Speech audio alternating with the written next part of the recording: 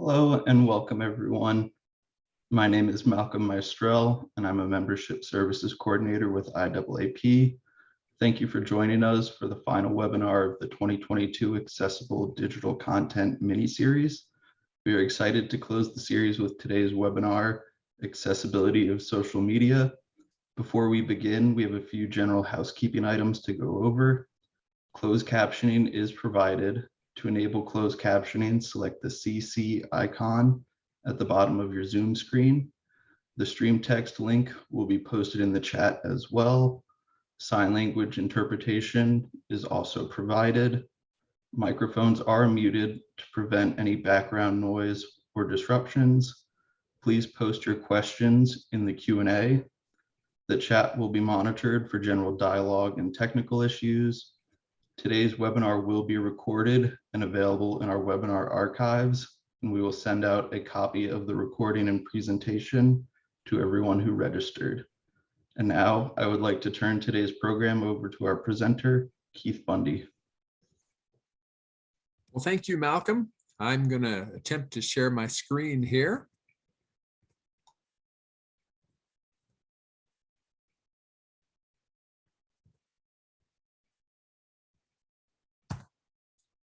And you should be able to see my slide here. I am Keith Bundy. I am an accessibility community consultant with Siteimprove, a website monitoring company out of Minneapolis. And I have been with the company for about 6 years in the field of accessibility in various capacities for about 25 years. And my slide shows a picture of me, a white man with brown hair, brown eyes, smiling for the camera in this case. And I'm also a totally blind screen reader user. And I want to talk with you today about accessibility of social media. So let's look, and my slide jumped. Let's look at objectives for today. And on this slide, we have a pretty cool graphic. We're going to learn why accessibility of social media is important. And we're going to understand various aspects of social media accessibility and look at how to make multiple social media forums accessible. And the image on this slide is a gold dart in the center of a red and white circle bullseye target. So those are our objectives for today. So let's talk a little bit about social media. According to Statista, 45% of the worldwide population uses social media. And when you look at populations in the US, that jumps to 70% in the US and 67% of the people in Northern Europe. And that statistic is probably a couple of years old, so it may even be a higher percentage at this point. 30% of the people in this survey said that they use social media to research and find products to buy online. And on this slide, there's an image of 5 different hands of all skin colors. They're both male and female hands in the picture. Each hand is holding a cell phone showing a different version of social media on each screen. So this is why it's so useful. And I have a quote here that I want to read. And this quote says, "If you consider the spending power of the disability community, you're talking about $500 billion. And my Braille display jumped. I've got to go back to the beginning of the quote here. Yeah, you're talking about $500 billion. Industry, 490 billion. That's what people with disabilities spend a year in consumption.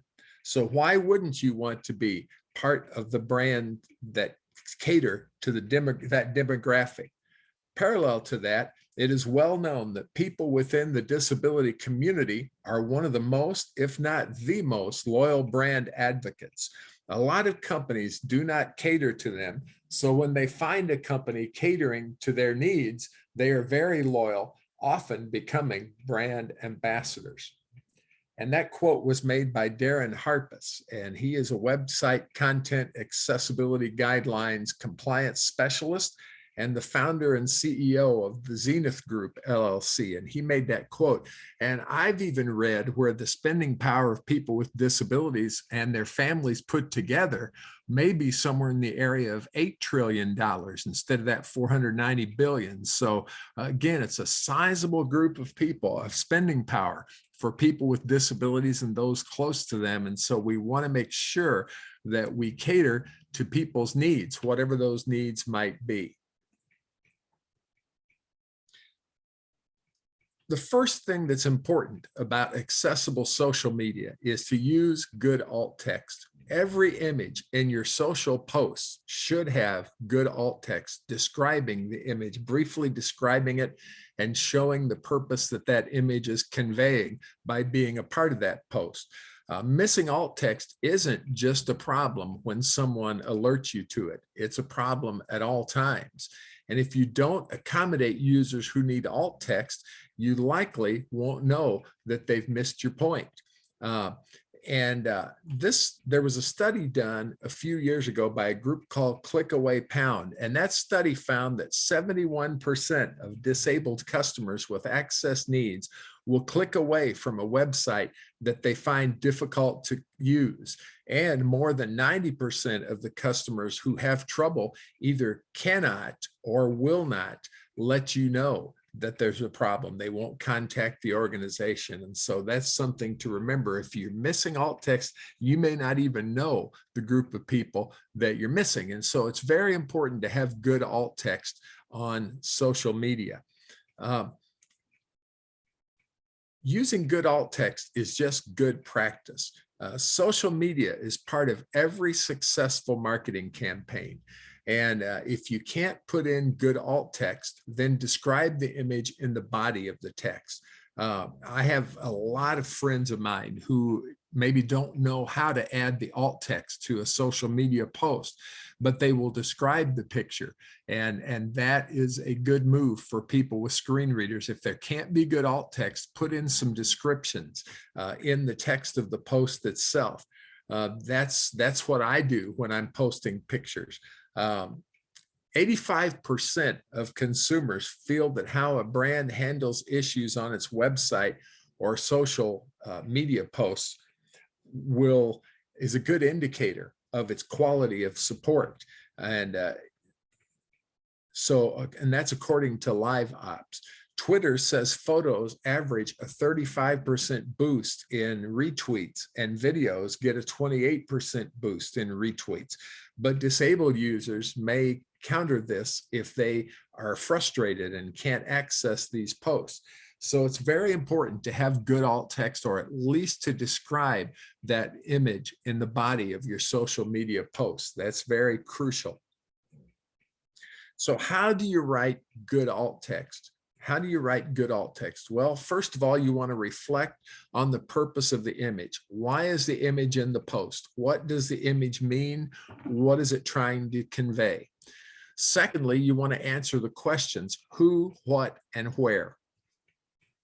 I always tell people, when you're writing good alt text, think about that you're having a conversation with a person over a phone, and it's not a FaceTime conversation. This is in the old days, 10 years ago, when you had to have audio conversations only. How would you describe that image to someone you're talking with on the phone? That would help you to write good alt text. Make your words sharp, concise, and informative. And on this slide, we have a picture of a young man behind a radio microphone wearing headphones and holding notes in his hand. So that's important in writing good alt text. Also in writing good alt text, there are 5 guidelines people should keep in mind when they're writing alt text in order to best translate humor. And this was developed from a 2019 Carnegie Mellon University study. And these researchers identified 5 guidelines people should keep in mind when writing alt text in order to best translate an image's humor. And the good thing is, this is good for everybody. It's not just good for humor. It's good for all aspects to keep these guidelines in mind. Number 1 is explain the character's actions. What's the character doing? What is he or she doing? Number two, explain their emotions. What emotions can you see on their faces? Is it frustration? Is it joy? Is it sadness? What emotions are you seeing? Number three, explain facial expressions. A frown, a laugh, a smile, whatever that facial expression might be. Number four, tell the source, whether it's like TV or film. Talk about the source of that image. And number five, describe anything distinct about the background.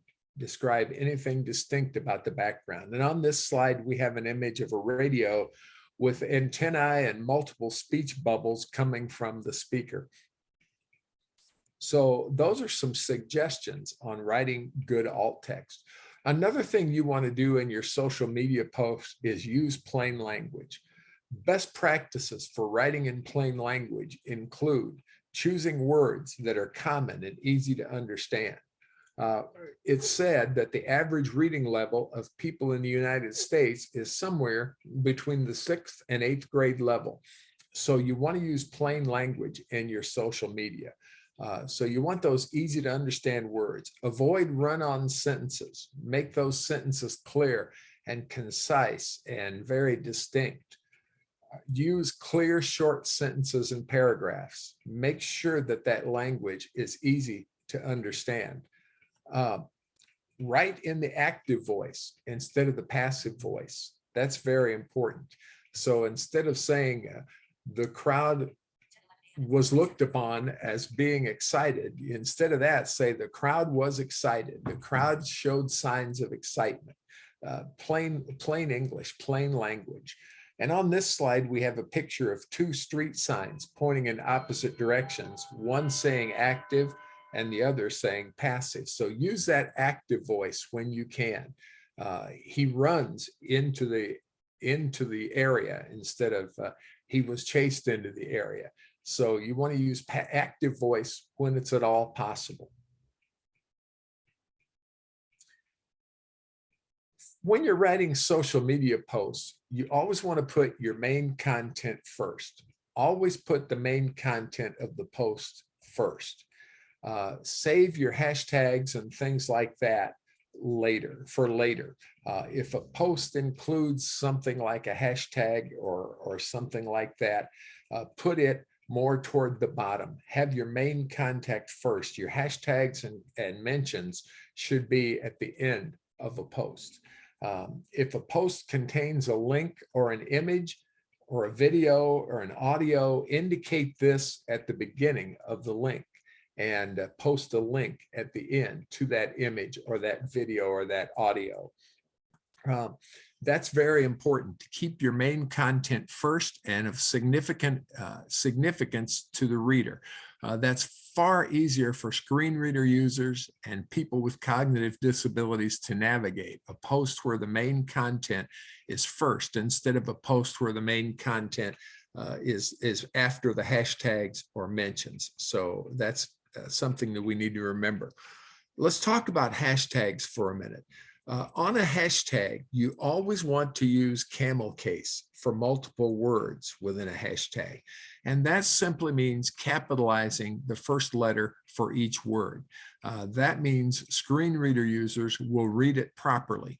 I have an example here, a hashtag that says on my terms with the O and the M and the T capitalized, and a screen reader will read that on my terms. If there's no capitalization, the screen reader will read it hashtag on my terms. And you may not know what that hashtag means. So it's very important to use camel case so that your hashtags are read clearly and plainly. On this slide, we have an image of a giant phone with a hashtag symbol on the phone. One man is sitting on top of the phone yelling into a megaphone with two individuals standing on either side of the phone. So again, make sure those hashtags have camel case as you're describing, as you're mentioning them. Now let's talk about specific social media platforms. Let's talk for a couple of minutes about YouTube. You can use automated captions for captioning and transcriptions in YouTube. Now, let me hasten to add that you always want to check your work and proofread your work and edit. Automated captions are not perfect. They are not perfect. They are not, and automated captions are not quote unquote good enough. So you can use them, but check them for accuracy. And here we have an image of the YouTube logo with 4 screws in each corner. The logo is surrounded by a black box. The word tube is surrounded by a red box as well. And again, make sure that you check your captions for accuracy if you use the automated captions. Now, to edit automated captions, here's what you can do. First of all, you want to make sure that the captions box is set to on in the playback advanced settings. You want to make sure that the captions box is set to on. Then you want to click to subtitles or closed captions tab. And once you're there, you want to click on the automatic caption bar and click edit. And then your transcription will be there, and you can alter the transcription on the left, and the timings can be altered underneath, and then you can save your changes. So that's how you can edit your automated captions and change those and make sure that they are accurate. YouTube was the first social media outlet to develop automated captions and transcripts, and it was a step in the right direction. Though, as I said earlier, it definitely is not perfect. And so you will want to edit and make sure that your timings are correct and that all of your words are accurate when you're doing the automated captioning and using those automated captions. So that's something you'll want to check out. Also in YouTube, there are plugins that can be used to add audio description. Now, audio description, YouTube is just beginning to make audio description available. And I haven't had a chance to play with this yet, but it is out there. And so audio description is becoming available on YouTube. Now, one thing you can always do on a video that you're creating is do what's called integrated audio description. And integrated audio description is where you describe what's going on in the video itself. So if you're performing an experiment, for example, you could say, I'm adding this or that to the compound and stirring it, and just integrate your audio description so that you don't have to use YouTube to automatically add the audio description. Now, supposedly this is now available in YouTube, and it's becoming more and more widely, audio description is becoming more and more widely accepted. And I know we had a great presentation on audio description last Thursday by Joel Schneider. And you'll see more and more audio descriptions coming to YouTube. There's also another option called YouDescribe, and you can go to that by youdescribe.com. And this is a source where people have taken certain YouTube videos and audio described them and posted them to a separate site called youdescribe.com. There aren't a lot of videos out there, but there are some. But audio description is becoming available in YouTube. And in this case, on this slide, we have a man in a red shirt with his eyes closed and headphones on, sitting in a red velvet theater seat. And there's a man sitting behind him with sunglasses on and wearing large headphones. And they're both probably listening to audio description. All right, let's go talk a little bit. Let's talk a little bit about LinkedIn. My apologies, when people chat in the chat field, it comes through my Braille display and I lose my place on my slides. So I apologize for any stumbling I do here. When you add a photo to LinkedIn, the add alt text button does appear. And there's a 120 character limit in the alt text field for LinkedIn posts. And if you need more, you can add your alt text to the body of your post as well. So that's totally possible to do. You can add captions to videos by uploading a caption file, a .srt file. So you can also upload your video to YouTube first and use their captioning feature and then transfer it to LinkedIn. So that's a good way to get captioning on videos that you post to LinkedIn. Again, always make sure that you check those auto captions and edit them for accuracy purposes. But that is a way that you can put a video caption on LinkedIn. If you don't have an SRT file yourself, you can use YouTube's feature and then post it to LinkedIn. Let's talk about Twitter for a couple of minutes. To enable image description functionality in Twitter, and they do have this available now, you need to navigate to settings and privacy, and then click accessibility, and then click the checkbox next to compose image descriptions. And then you will enable image descriptions. And on this slide, we have an image of the Twitter page showing the alt description button with a red highlighted border. It also shows the description box with a red highlighted border as well. And the image they are describing is a picture of Earth. So that's how you can enable image description feature in Twitter. To add alt text to Twitter, here's what you do. You click add description on your post, and then you enter your alt text, and then you click done. And there is a 420 character limit in the image description field for alt text on Twitter posts. So you can be quite prolific in your descriptions if you desire to be.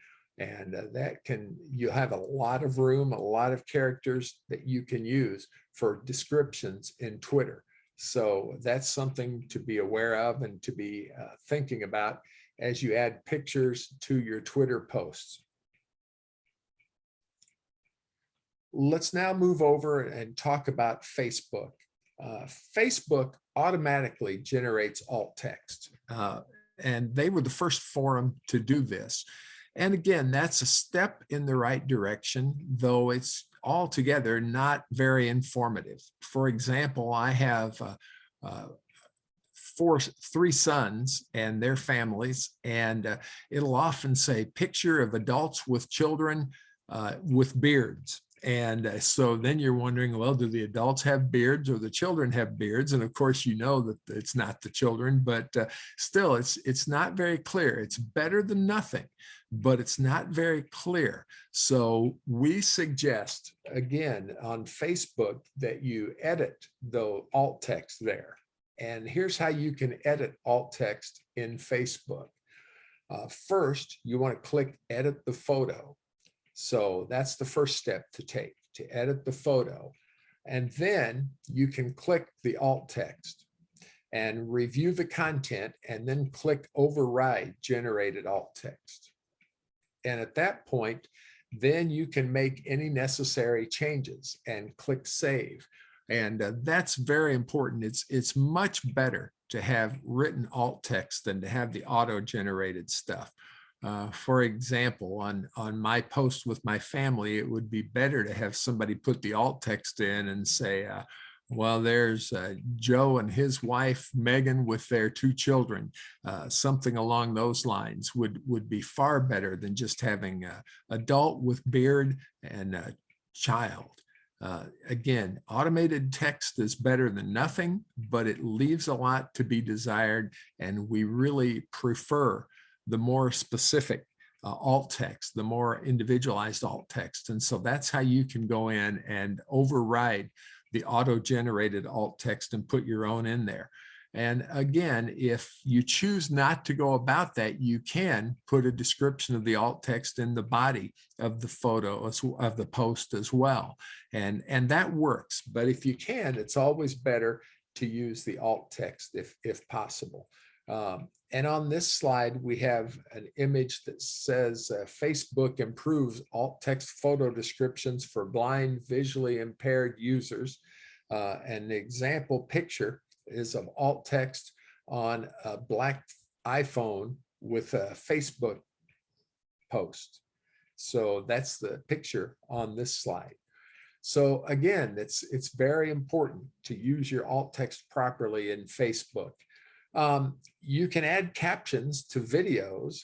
Again, you can have your own SRT file format and add those files to the videos. Or you can also, once again, use YouTube's automated captioning feature to create captions for your videos that you're posting to Facebook, and then go in and check those videos for accuracy and edit the captions and make sure that they are indeed accurate and proper timing. Those are all things that you can do to add your videos. To add captions once your video is uploaded, you want to navigate to your video and click options. And this is if you're adding your own captions. And then you want to click edit this video. And then under captions and upload SRT files, you want to click choose file to upload for an SRT file with your captions. And then you want to click save, and those captions will be there. And they will be very useful for people who need them. And that's if you're creating your own videos. Once again, you can choose to have your videos auto captioned with YouTube, and then go in and edit those captions and use those for your social media posts as well. And those can be very, very useful for people who need the captions. Let's talk now about Instagram. And I've got to be totally honest, Instagram and TikTok are not video formats that I have a lot to do with. I do not have an Instagram account or a TikTok account, but I have done some research into accessibility of these forums. And so we'll talk about those briefly today as well.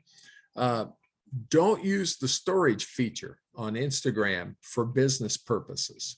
Don't use the storage feature for business purposes.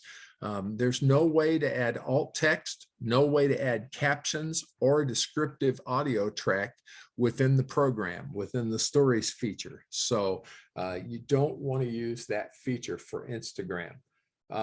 Instead, you want to just use the post. And on this slide, we have the Instagram logo icon and a large square with a small circle inside to look like a camera in a rainbow of colors from purple to yellow.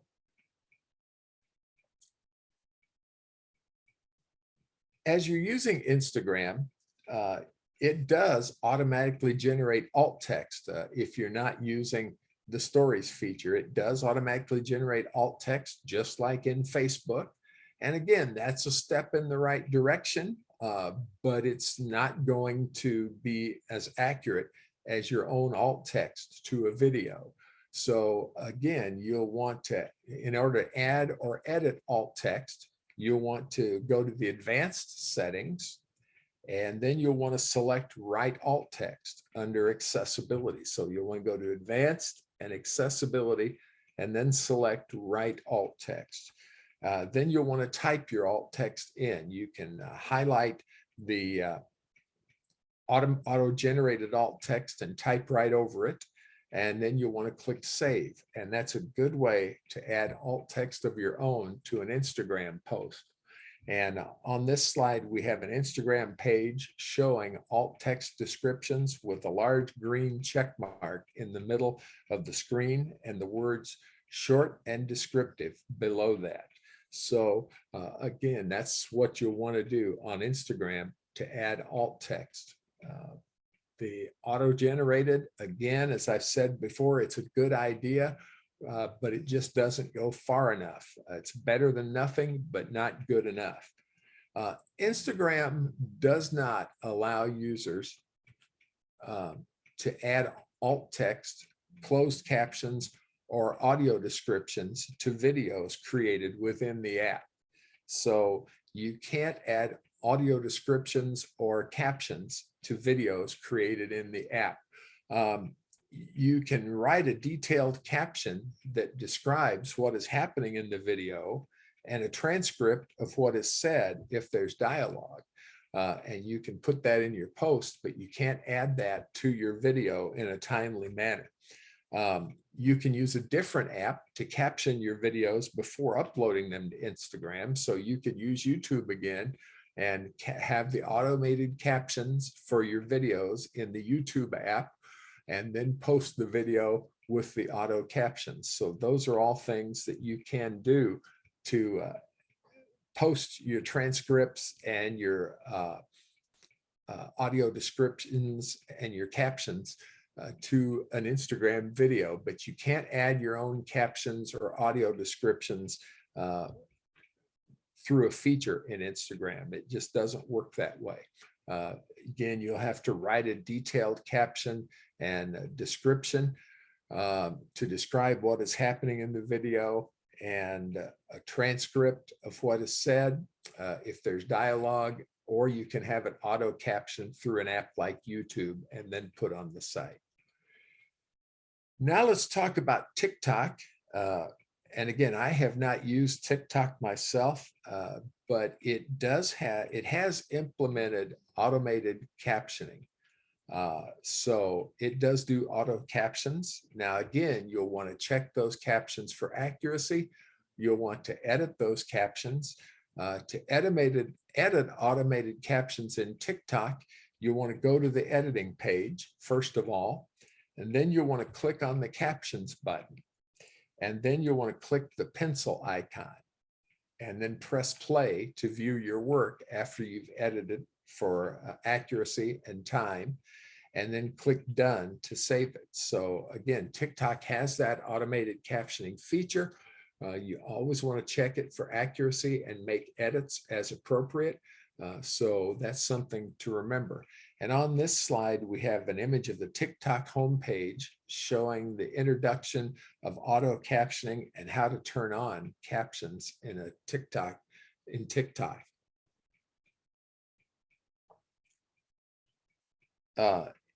As we continue to talk about TikTok, you can also add your own captions. Again, you can record or upload your video with captions. Check the box in the lower right corner and click on text button, and then drag the text to position near the top of the screen. And then you can select the text box and click on the timestamps and press play to review and check the accuracy of your work, and then click done to save it. That's how you can add your own captions to your own videos if you choose to go that route in TikTok. TikTok does allow for short descriptions. They can live in the description box or comments. Users may record audio descriptions in the app if you choose to.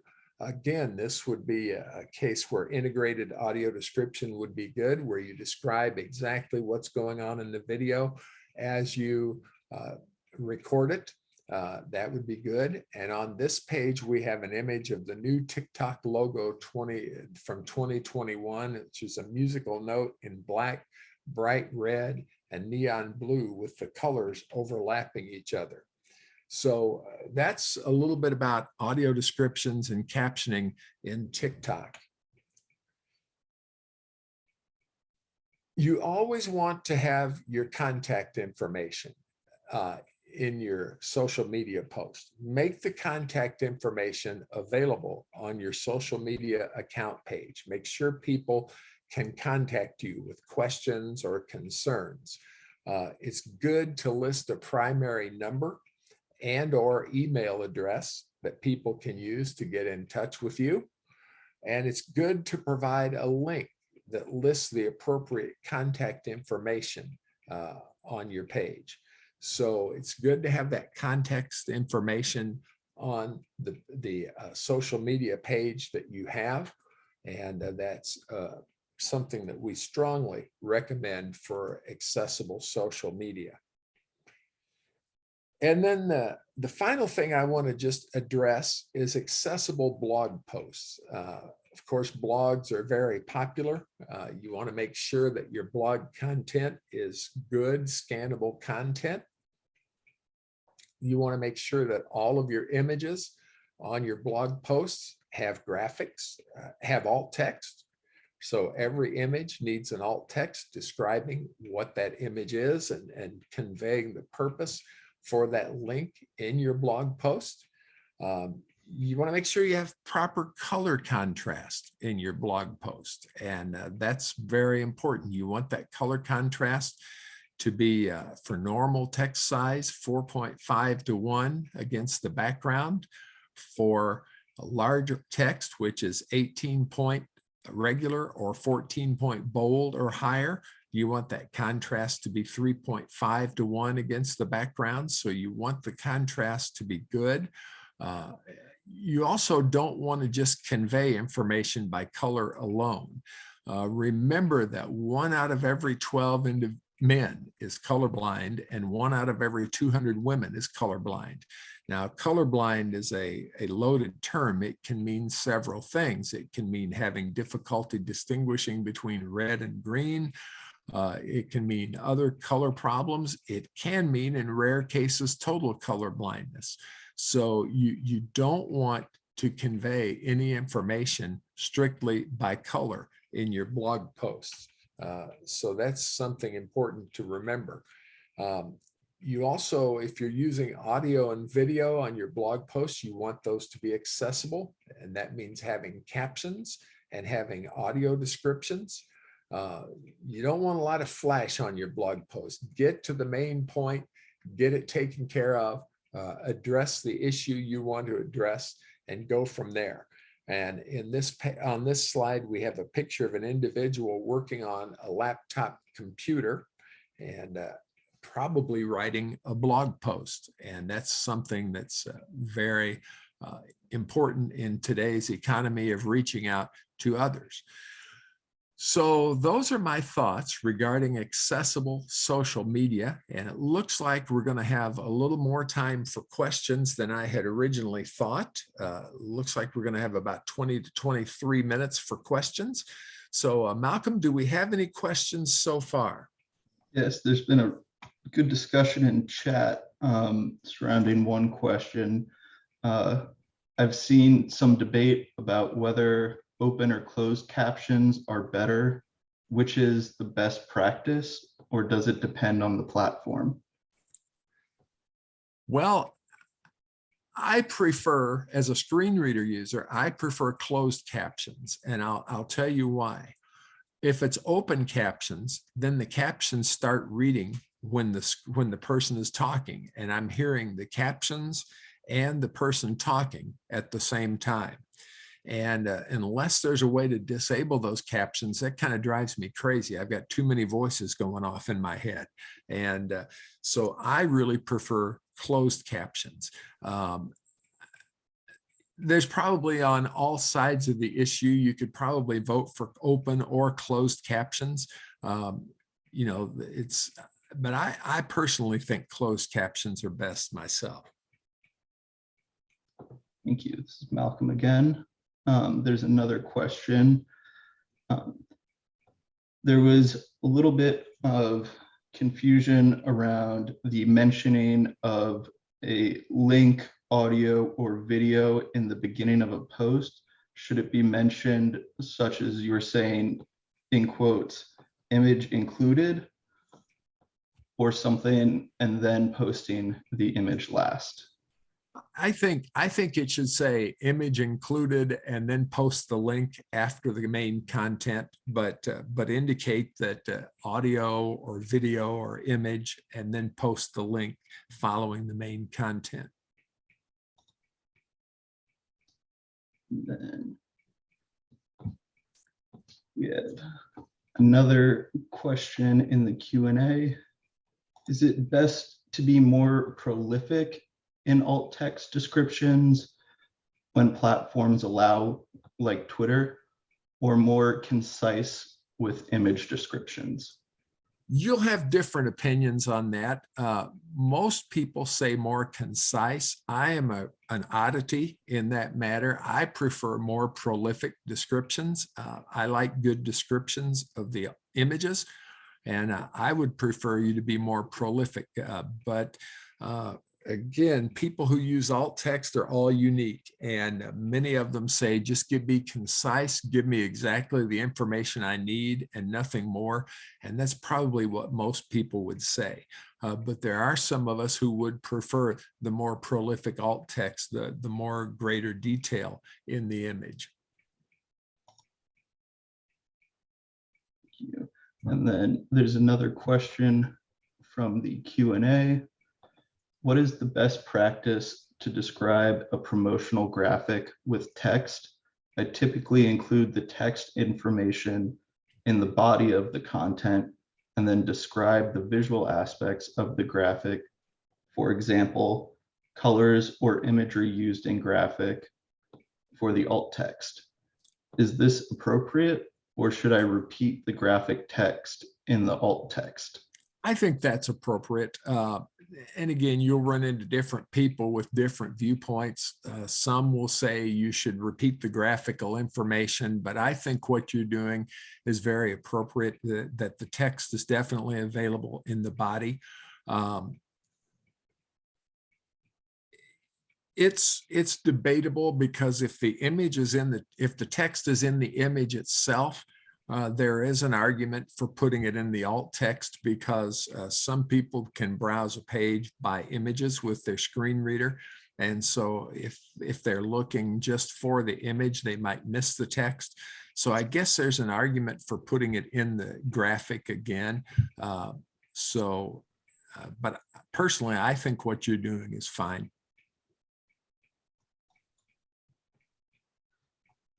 All right, and then we have another question in the Q&A.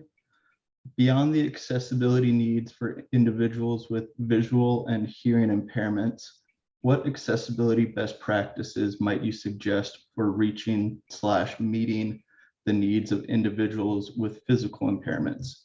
For instance, one thing I recently read was a person who had a manual dexterity impairment who relied on a single switch having to exert, quote, extra effort, end quote, when navigating LinkedIn, because people have taken to the tendency of emphasizing phrases by putting each single word in a part of the phrase spaced out, followed by a period on a single line.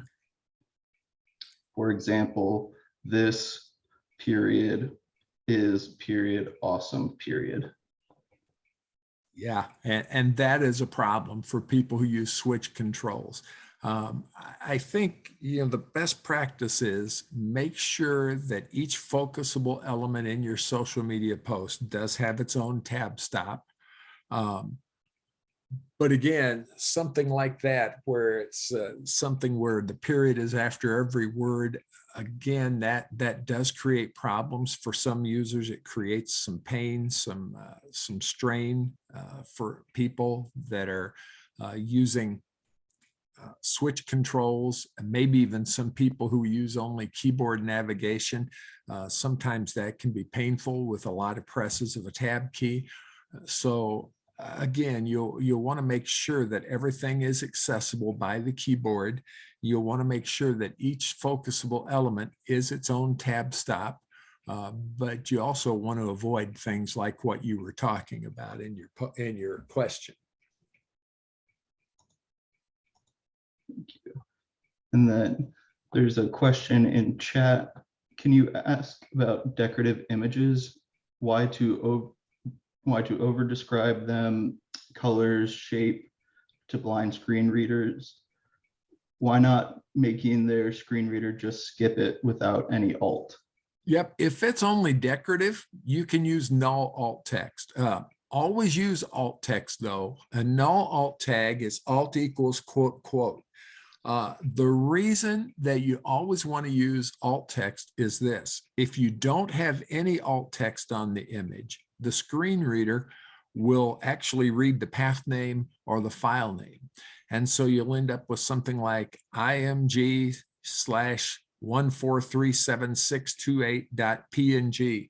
And that poses a couple of problems. Number one, it doesn't convey the purpose of the image if there is one. And number two, a little bit of that goes a long way when you're listening as a screen reader user. I always say it kind of makes me want to pull my hair out when I run into those. Now, if you put alt equals quote, quote on a decorative image, that tells the screen reader, this is an image that we don't even need to know about. And so the screen reader will totally skip it, and the blind user will never even know that that image exists. And that's perfectly fine for decorative images. I always say this, if the image has a purpose on the page, if there's information conveyed in that image, if there's a purpose behind it, you always want to put good alt text on it. If it's strictly for looks and decorative purposes, you can use the null alt text, but definitely use alt text because we don't want to hear the file names and the path names. And there is some follow-up questions to that. Are you able to, should we write alt equals quote, quote in the field of LinkedIn, for example, or just space question mark? I am not sure. I think you can do alt equals quote, quote in LinkedIn. I don't know. I have not looked at how to handle decorative images in LinkedIn, to be honest with you. And then you might just use the space, the blank space, and then maybe, yeah, I don't know. This is Malcolm. There's another question. Could it be said that sometimes no alt text is better than bad alt text? Well, I don't know that I would actually say that. If there's a purpose for the image, I want some kind of description, even if it's not perfect. If it's just for decoration purposes, as we said, use the null alt text, alt equals quote, quote. But I don't know that I would say no alt text is better than bad alt text, because any effort at describing is going to be helpful. So I appreciate any effort that's made to describe an image, because so much of social media is image based. And as a screen reader user, I really appreciate any effort that's made to describe the images. But again, always put alt text. Don't just leave alt text out. If you're going to use null alt text, that's fine, but always have alt text, because we don't want the file names read.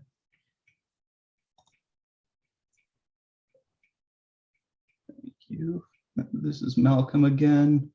Are emojis okay to use when not in excess? I think so. Again, if you can, you'll want to have audio description on those movies, because again, you're having a lot of people who can't see or can't see well, and so they're missing some of the significant video elements of your movie. So you'll want to have audio description if possible, or a transcript that reads like a screenplay, explaining not only what is said, but what is done. And so, again, the movies aren't a bad idea, but you do want some form of description if at all possible. And sorry, follow up to that. Are emojis okay to use if not in excess? Oh, emojis. I thought you said movies. My apologies. No worries. Emojis are okay. Again, not in excess. You don't want to use 14 smiley faces, but they are okay to use. Usually screen readers can read emojis, and so they're okay to use in moderation. Thank you. And then there's a question in the Q&A. Are there any industry social media accessibility guidelines that are similar to WCAG?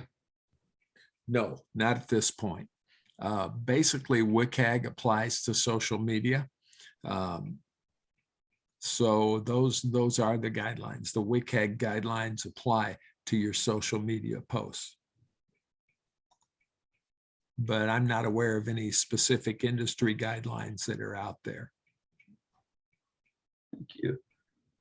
And then there's another question about alt text. Is it important to include race or gender in the alt text?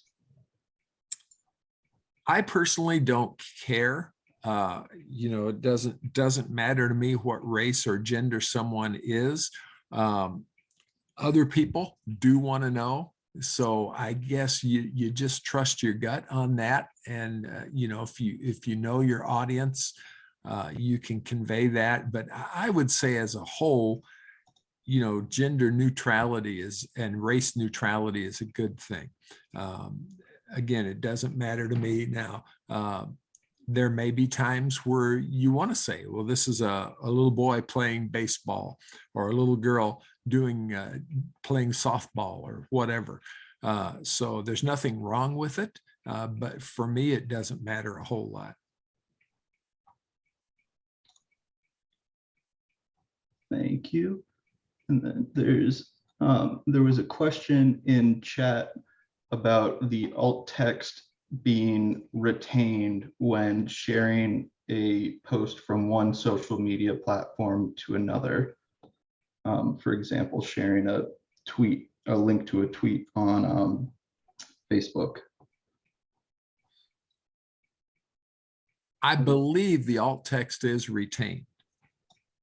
I'm pretty sure it's retained. So you haven't wasted your work. You've done the work, and it is retained, I believe.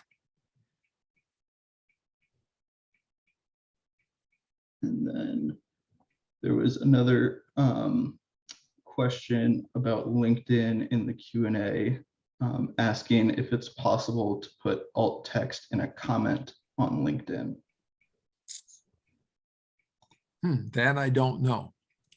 I've never tried to do that. So I'm not sure if it's possible to put alt text in a comment or not.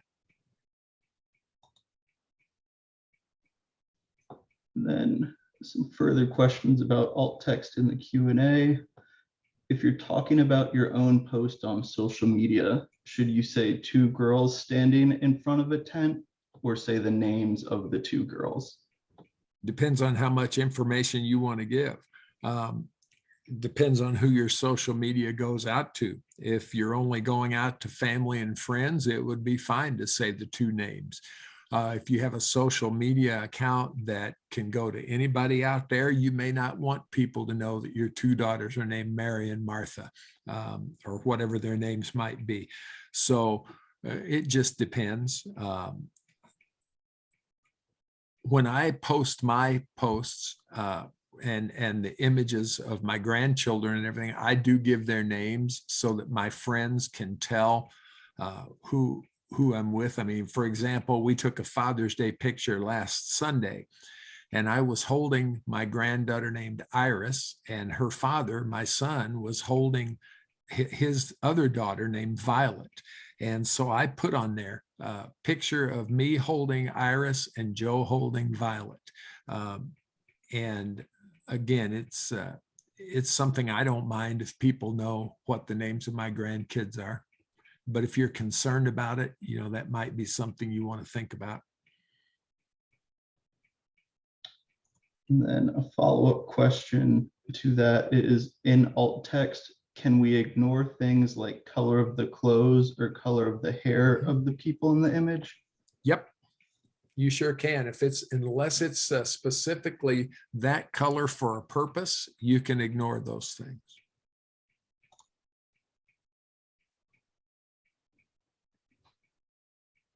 Then there is another question about audio description in the Q&A, and it's saying the issue with audio descriptions is that they're integrated in the default soundtrack, which is problematic for people with concentration trouble because it overcomplicates the experience. Do you know any best practices for audio description? No, the only ones that I know of is when they're integrated into the soundtrack. Now on You Describe, there is another practice that you can pause the audio and then add the audio description and then return to the audio. But that will slow down your video in some cases and move it forward at a slower pace.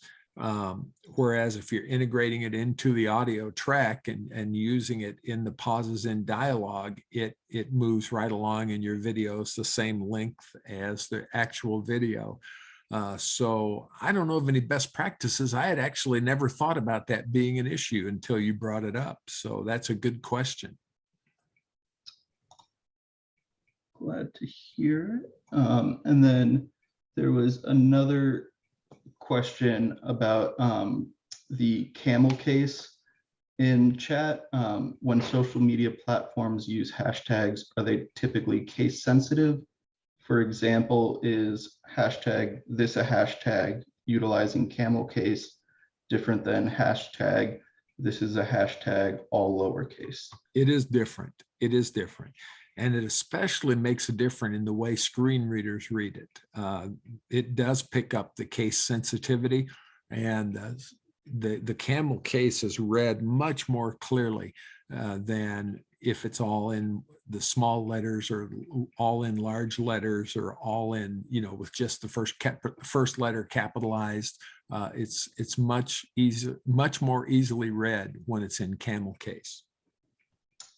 And do you know if that redirects to the same bucket or group of hashtags that would be, for instance, all lowercase or all capitals? It may not. I honestly don't know. That's a good question, and I don't know the answer to it. I would guess that hashtags are case sensitive, and it may not, but that's something I don't know for a fact. I wish I could get that hashtag message across to everybody that creates them. It would be far simpler for screen reader users. There's one comment in chat saying Twitter hashtags are not case sensitive.